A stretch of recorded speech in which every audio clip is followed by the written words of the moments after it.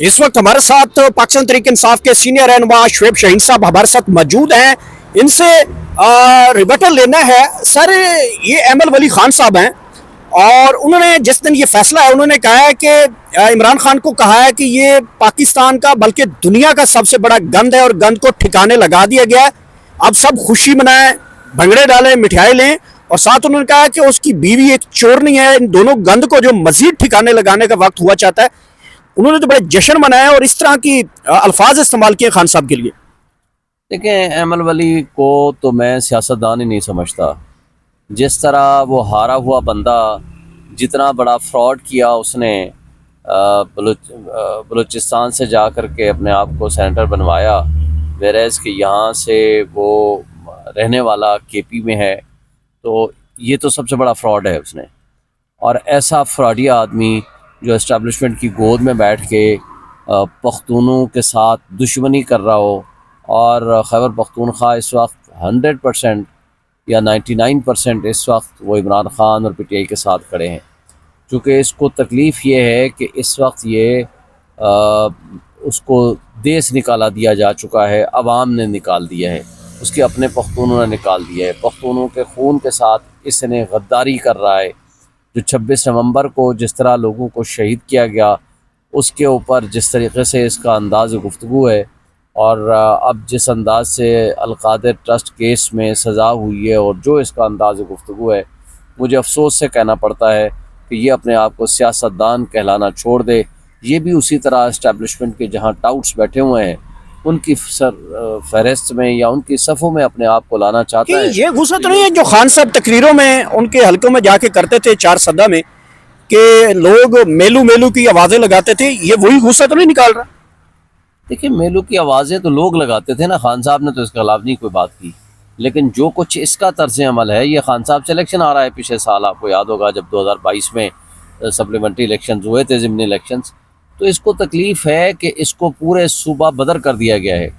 इसको अपनी सीट भी इस्टेब्लिशमेंट से भीख में मांग के वो लानी पड़ी, वो भी बलूचिस्तान से। तो मेरा ख़्याल है कि इसकी अपनी जो तकलीफ़ है वो इस तरह निकल रही है, लेकिन इन हरकतों से वो अपने कद में इजाफ़ा नहीं कर रहा है, इन हरकतों से अपने कद काठ में वो कमी ला रहा है। मैं समझता हूँ कि ये माजी का हिस्सा बन चुके हैं। इन लोगों ने पाकिस्तान के साथ जो दुश्मनी की है, पाकिस्तान की आवाम के साथ जो दुश्मनी की है, जो पीडीएम के साथ मिल के इस मुल्क के साथ ज़्यादती की है, मुल्क के 25 करोड़ आवाम को के हुकूक़ के ऊपर जिस तरह ये डाका जन हुए हैं, और मैं समझता हूँ कि कौम इनको कभी माफ़ नहीं करेगी। और कौम के हकीकी नुमाइंदे या पीटीआई है या इमरान खान है, तो इनको उनसे तकलीफ़ ही यही है। शुएब शाहीन साहब, आप अभी अल कादिर का केस देख रहे हैं। हुकूमत ने इमरान खान का जमान पार्क वाला घर भी अपनी आंखों में बैठा लिया है और प्रेस कॉन्फ्रेंसेस में बता रहे हैं कि ये घर कैसे लग्जरी बन गया है इमरान खान का, जबकि कोई कारोबार नहीं है। और कहाँ से ये पैसा आया कि इतना बड़ा लग्जरी घर है, उसकी वो रसीदें मांग रहे हैं। हो सकता है मुमकिन तौर पे हुकूमती हल्कों में ये बात चल रही है कि जमान पार्क वाला भी ट्रायल लिया जाए, वो रसीदें सामने ले आए, कैसे बना, कहाँ से आमदन हुई है। तो इमरान खान के जमान पार्क के घर के ऊपर भी हुकूमत तो सोच रही है कि मुकदमा बन जाए। लेकिन इन बेशर्मों के पास कोई भी वजह हो सकती है कि कुछ भी ये कर सकते हैं। 280 मुकदमात ऐसे तो नहीं बनाए, लेकिन सबसे पहले इनको मैं कहता हूँ अपने अब्बा जी से वो रसीदें तो ले आओ ना, जो एवन फीड अपार्टमेंट की रसीदें हैं, और वो आज तक नहीं पेश कर सका। जिस तरह यास्मीन राशिद से हारा हुआ है और जाली फॉर्म 47 के ज़रिए वो उठ के बैठ गया है असम्बली का मेंबर, उनसे कहो कि वो अपने फॉर्म ज़रा 45 लेकर आए, पब्लिक के सामने लेकर आए। और इन कठपुतलियों से मैं ये कहता हूँ कि आप आज भी बता दो कि नवाज शरीफ जब प्राइम मिनिस्टर था, हसन नवाज ने मलिक रियाज से जो 9 अरब रुपए की रिश्वत ली, पहले उसका हिसाब दे दें। और दूसरा, 9 अरब रुपए यहाँ से मनी लॉन्ड्रिंग के ज़रिए जो आप लेकर गए हो हसन नवाज के पास, कहाँ से आए उसकी ज़रा रसीदें दे दो। पाकिस्तान की प्रॉपर्टीज तो हर एक के सामने है ना, तो डिक्लेयर। दुबई लीग्स में कुछ मसाज सेंटर भी पकड़े गए थे, उनका आप लोगों ने कोई केस वगैरह अभी तक दायर नहीं किया? केस भी किसके पास लेके जाएं? मरियम नवाज का मसाज सेंटर का जिक्र आया है, रिपोर्ट हुई है। अब वो बात यह है कि मरियम नवाज अगर वहाँ मसाज सेंटर चला रही है तो उसने डिक्लेयर किया, और अगर नहीं किया तो कौन उसका जिम्मेदार है? अदालतें क्यों खामोश हैं, या FBI क्यों उसके ऊपर खामोश है? मोहसिन नकवी की बीवी की प्रॉपर्टीज़ निकली हैं, वो कौन जिम्मेदार है?